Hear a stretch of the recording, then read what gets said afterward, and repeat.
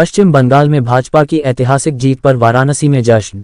Bharatiya Janata party के वाराणसी स्थित गुलाब बाग कार्यालय में आज पश्चिम बंगाल में पार्टी की ऐतिहासिक विजय पर कार्यकर्ताओं ने उत्साहपूर्वक जश्न मनाया। जैसे ही पश्चिम बंगाल में भाजपा की प्रचंड बहुमत से जीत की खबर पहुंची, कार्यकर्ताओं में खुशी की लहर दौड़ गई। इस अवसर पर कार्यालय परिसर में कार्यकर्ताओं ने एक दूसरे को मिठाई खिलाकर बधाई दी तथा विशेष रूप से झलमुरी भोज का आयोजन कर खुशी का इजहार किया। ढोल नगाड़ों और भारत माता की जय तथा वंदे मातरम के नारों से पूरा वातावरण देशभक्ति से ओतप्रोत हो उठा। कार्यकर्ताओं ने कहा कि यह जीत प्रधानमंत्री नरेंद्र मोदी के नेतृत्व, पार्टी की नीतियों और जनता के विश्वास का परिणाम है। उन्होंने इसे नए भारत के विकास और सुशासन की जीत बताया।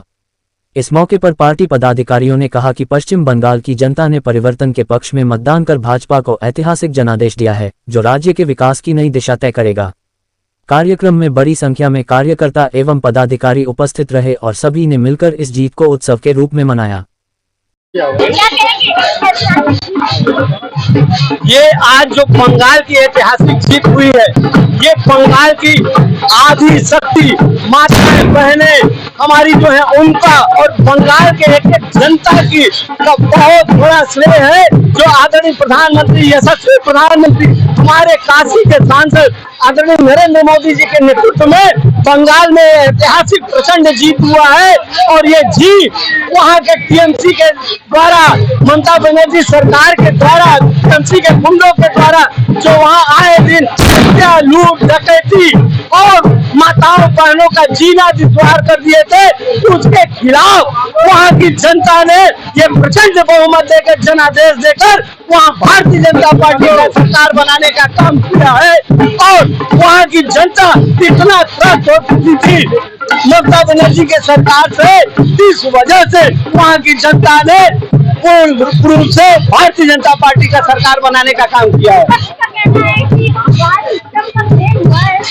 विपक्ष जब भी हारता है उन्हें केवल रोना है, रोने के अलावा उनके पास कोई चारा नहीं है। जब जीतते हैं तो कोई सिस्टम नहीं, और हारते हैं तो वो ठीकरा फोड़ते हैं। जनता ने चुना है। और ये जो हम लोगों ने, हमारे प्रधानमंत्री जी ने 10 रुपए का झाल पूरी खाया था, पूरी हम लोगों ने खाया। और झाल गुंडे जो टीएमसी के गुंडे हैं उन्हें झाल समझ में आ रहा है, और वो झाल 5 सालों तक उन्हें समझ में आएगा और बंगाल में हमेशा उन्हें झाल लगता रहेगा। योगी आदित्यनाथ की रैली का कितना असर लगा है? बहुत बड़ा असर हुआ है। हमारे परम पूज्य योगी आदित्यनाथ महाराज जी प्रत्येक चुनाव में, प्रत्येक राज्यों में जाते हैं, और जाते हैं तो वहाँ अपना डंका बजाकर आते हैं। और उनके नेतृत्व में भी जो जहाँ वो जाते हैं वहाँ पर जो है भारतीय जनता पार्टी का कमल खिलाने का काम करते हैं। हमारे आदरणीय नरेंद्र मोदी जी, हमारे आदरणीय अमित शाह जी, हमारे आदरणीय योगी आदित्यनाथ महाराज जी का आज नेतृत्व है कि वहाँ पर प्रचंड बहुमत की सरकार बनी है। और मैं जनता को बताना चाहता हूँ कि उत्तर प्रदेश में भी, 27 में भी परम पूज्य योगी आदित्यनाथ महाराज जी का प्रचंड बहुमत से सरकार बनेगी। इसलिए ये सनातन की जीत है। जब जब सनातन पे चोट होता है तब तब सनातन एक होकर भारतीय जनता पार्टी के पक्ष में मतदान करता है। 92% मतदान बंगाल में हुआ, उसी दिन तय हो गया कि भारतीय जनता पार्टी की सरकार बनने जा रही है। सनातन पे अत्याचार करोगे, सनातन को गाली दोगे, सनातन के विरुद्ध तुम लोग खड़े होगे तो सनातन जाग चुका है, सनातन जाग चुका है। और वो सनातन आप लोगों पर हमेशा भारी पड़ेगा। इसलिए सनातन को गाली देना आप लोग बंद करिए। सनातन जागा है और सनातन हमेशा भारतीय जनता पार्टी के पक्ष में रहता है, आगे भी रहेगा, मुझे पूर्ण विश्वास है। जय जय श्री राम,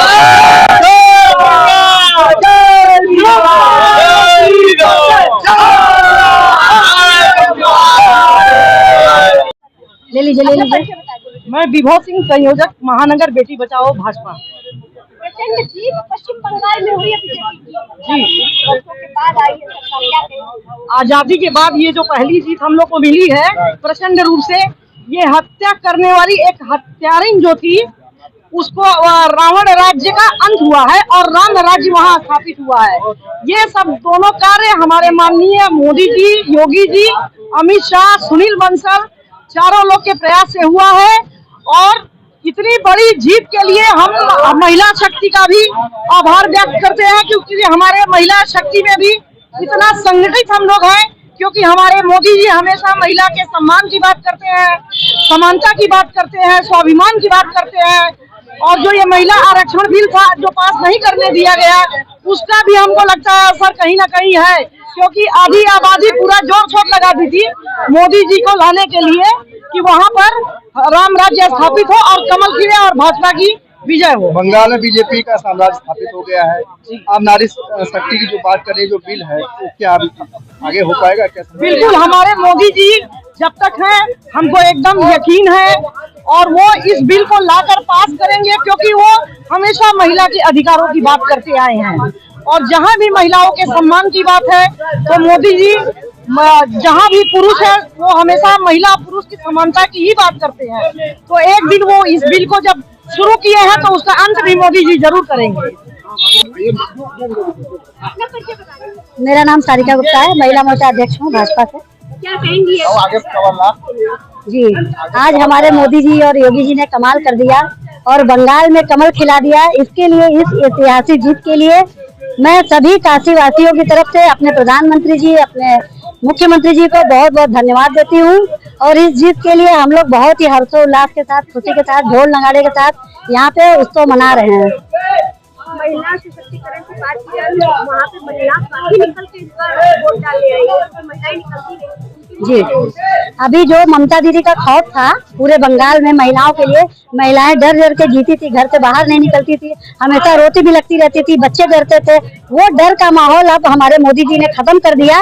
अब कमल जो खिल गया है, अब ममता दीदी का वो तो गई और उसके साथ साथ उसका खौफ भी चला गया।